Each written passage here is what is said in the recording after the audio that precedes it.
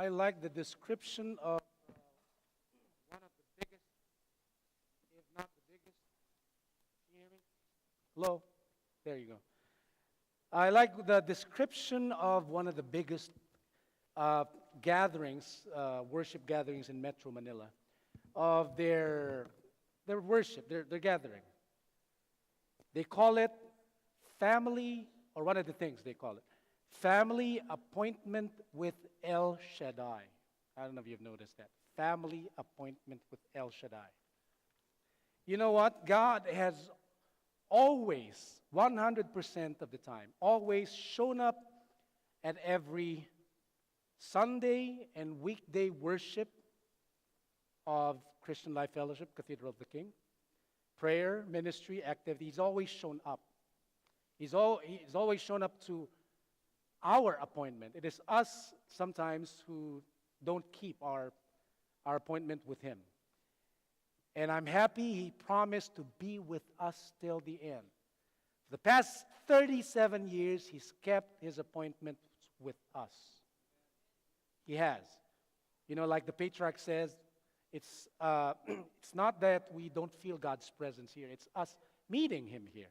He's not more present in bigger gatherings, in more pleasant places than in any other place where 2 or 3 are gathered together in His name.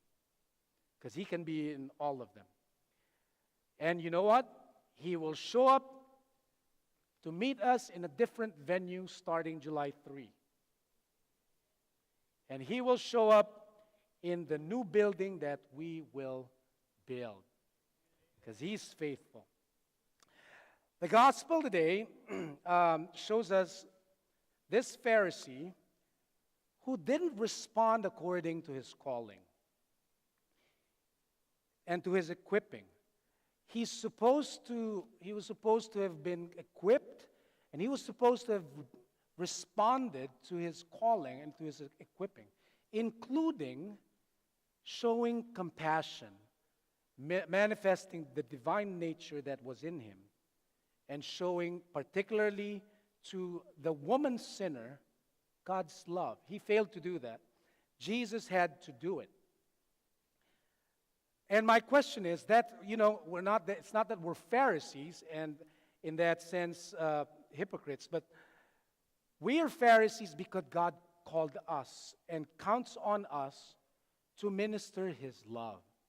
Instead of looking at people as sinners, we are to, and truthfully they are, all of us are, but we are on top of that, beyond that, to minister God's love to them and in fact proclaim to them the good news that Jesus loves them and God has in Christ forgiven them and reconciled them to Him. Because if we don't do that, sabi nga natin sa Spanish Tagalog, para que pa, right? Pinili tayo ni Lord. Kung siya rin pala yung gagawa nun. Remember this, both times I believe, the feeding of the 4,000 and the 5,000. Jesus told the disciples, you give them something to eat. You. And then, disciples look over their shoulders and who are you talking to? We've 5 pandesal at 2 tuyo. That's all we have. No, you feed them because I've equipped you. And what I've equipped you with is more than enough.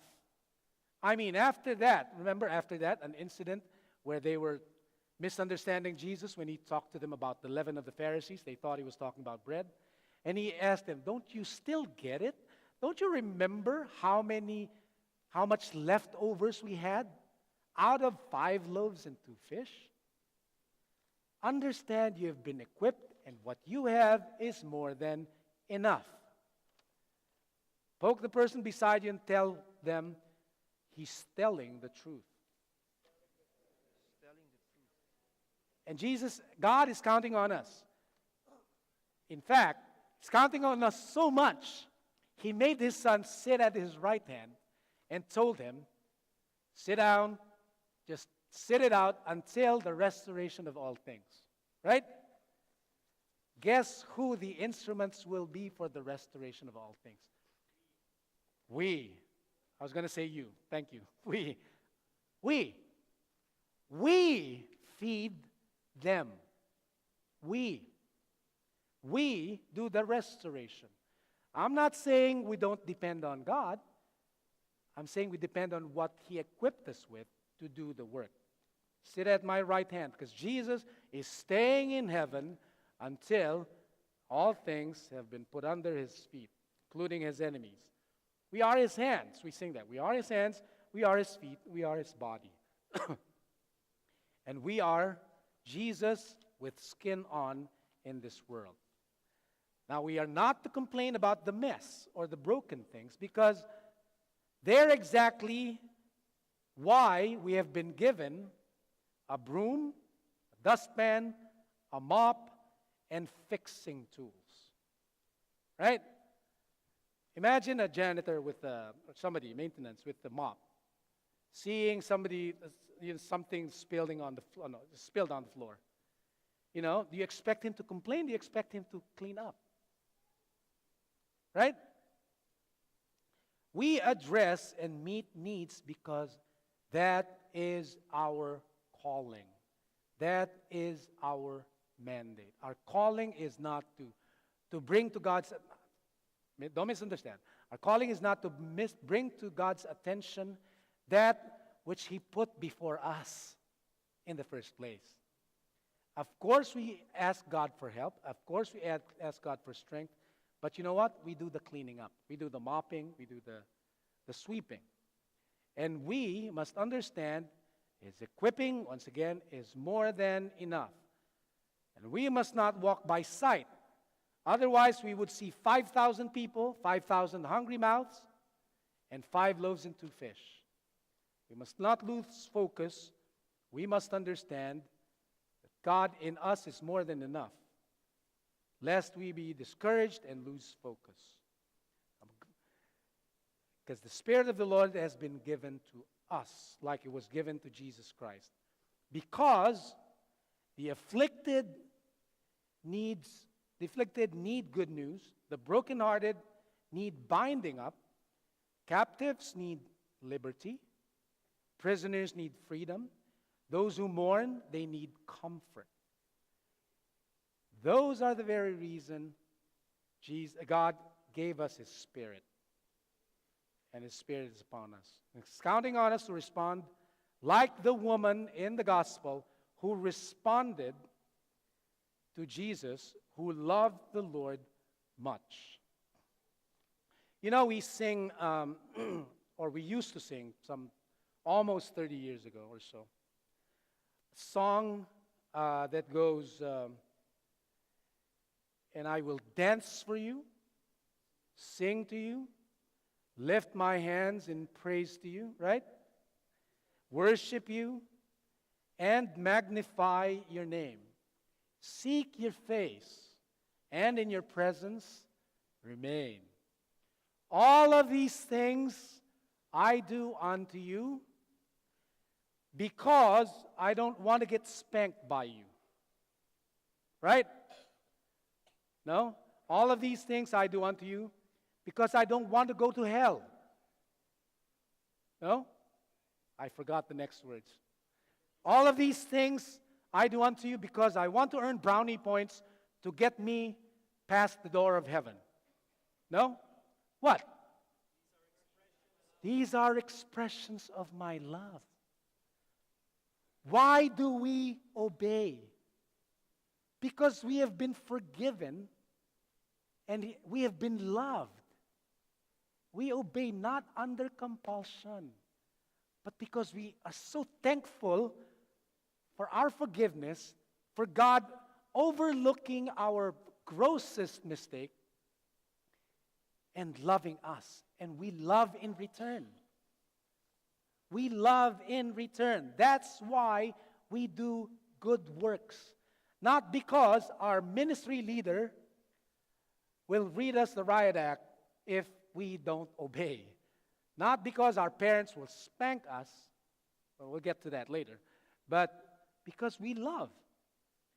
Righteous living is an expression of love for God and for neighbor, not about law.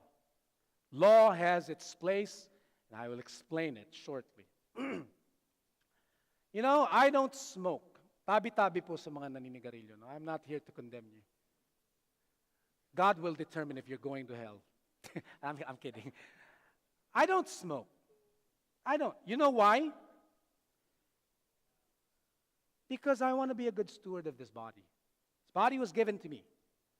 And I happen to have seen this illustration in the birthing clinic, on the birthing clinic door in the Sheridan building, right? Sunog yung baga. No? I don't want that to happen to me. Again, this is not to condemn anybody. I'm just telling you the reason why I don't smoke. I want to be a good steward of this body God gave me. Plus, it's for the sake of my ministry and my family. It's not just about me. The little the little pleasure that I would derive from smoking is much less than my love for my family, for God, for my ministry, and for my church. Pakaliit. Again, it's not about law. It's not, I don't smoke because ang laki ng sin taxes. And I don't know what the penalty is for smoking in public places. I don't even know. See, I don't even have to know because I don't smoke. But it's not about that. It's because I love my family. I love my family. And, back in the 70s, there was this, I think it was a ad campaign, and the jingle, ad campaign for, I think it was the Philippine Heart Institute. The jingle goes, take good, family singing to their father, take good care of your heart so you can be with us longer. And it was talking against smoking and drinking, which is also, I don't drink, I drink socially when I don't go too far. We're going to be friends, Deacon Pete. That.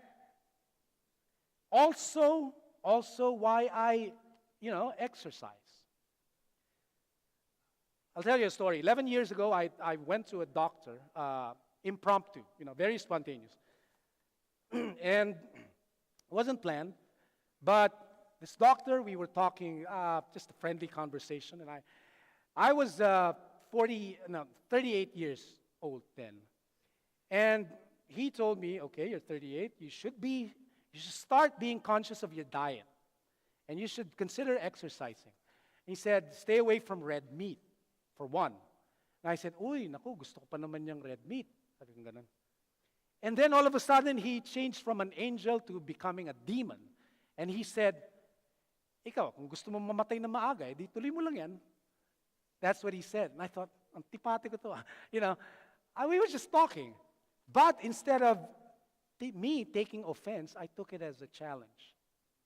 And from that day, a few days after that, from that time on, till this time, I've never stopped exercising.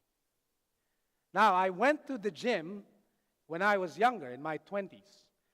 But it was very different when you were younger, exercising, and it's very different now. When you are younger and single, you exercise and you build your body para guwapo ka sa chicks, di ba? Right? Saka para mainggit yung ibang lalaki sa'yo, mga kabarkada mo, right? Palakihan kayo ng braso at saka ng dibdib, eh. Right? That was the motive before. Now, you just want to survive, right?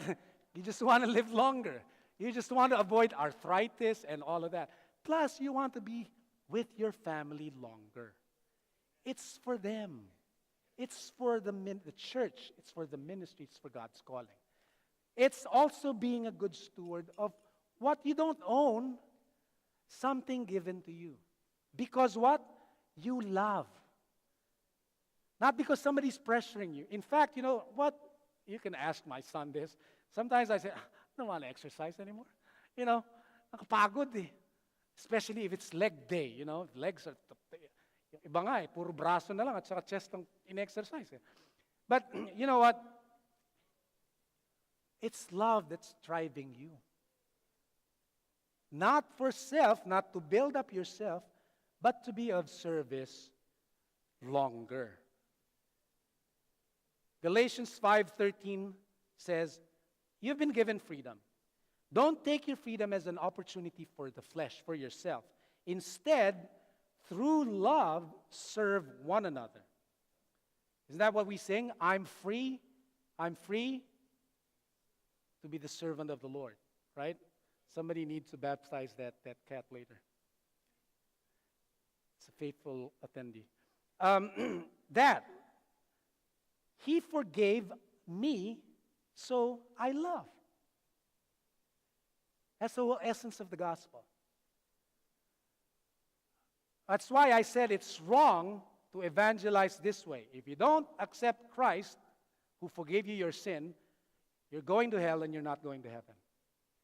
It may be true, but the most healthy gospel is God loved you, He forgave you. What are you going to do now in response? Out of love. Don't you appreciate that love? That should be motivating you in your obedience to Him. God's will for us is abundant life. We know that. Which is why He gave us the law. The law is not for consequences. The law is the way we should go. Not to control us, but for us to have abundant life. Life to the full. To enhance this life that He has given us. Let's read Galatians chapter 5. It was daily office a few days ago. It talks about the deeds of the flesh and the deeds of the Spirit, fruit and all of that. Galatians chapter 5, verse 16, starting from verse 16. Easier to read from here. Did I put it there? 5:16 to 24? No? Okay. Holy living. I say to you, walk by the Spirit and you will not carry out the desire of the flesh. If you have your Bibles with you, read along. For the flesh sets its desire against the Spirit against the flesh. These are in opposition to one another, so that you may not do the things you please. But if you are led by the Spirit, you're not under the law. Now the deeds of the flesh are evident, which are immorality, impurity, sensuality, idolatry, sorcery, enmities, strife, jealousy, outbursts of anger, disputes, dissensions, factions, envying, drunkenness,